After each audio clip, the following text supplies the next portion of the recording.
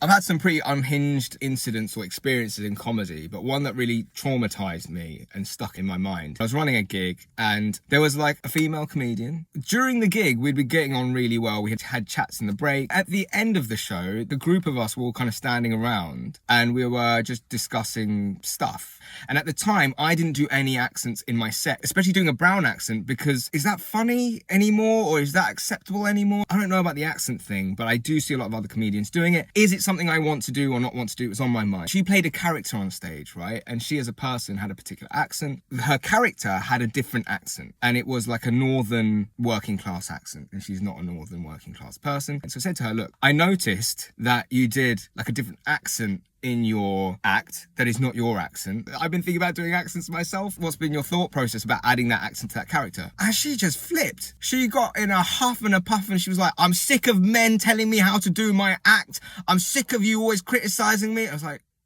what? And every other comedian kind of just stood there like frozen, like staring. And she's like, I've had enough of this. She's like, all this huffing and puffing. And just basically, I didn't know how to react. So I just went, I'm really sorry to have offended you. And I turned around and I walked out of my own gig. I don't know what to do here. I just walked out and I just walked off to the station. And by the time I got into the station about 10, 15 minutes later, she DM'd me on Instagram apologizing. But by then it was too late. And I've ignored this person on the circuit ever since. I'm not going to interact with them. I've seen them like standing around me trying to make eye contact. And I purposely just look like this. I'm just like, no, not going through that interaction ever again. I don't care about your apology. That was unhinged as fuck. Hi, I've just noticed that you use an accent in your act. You know, I'm fascinated by that. What you know, what's the thing? I'm sick of you men always trying to tell me. I wasn't trying to tell you how to do your act. I was asking a question. I was trying to have an artistic discussion with you.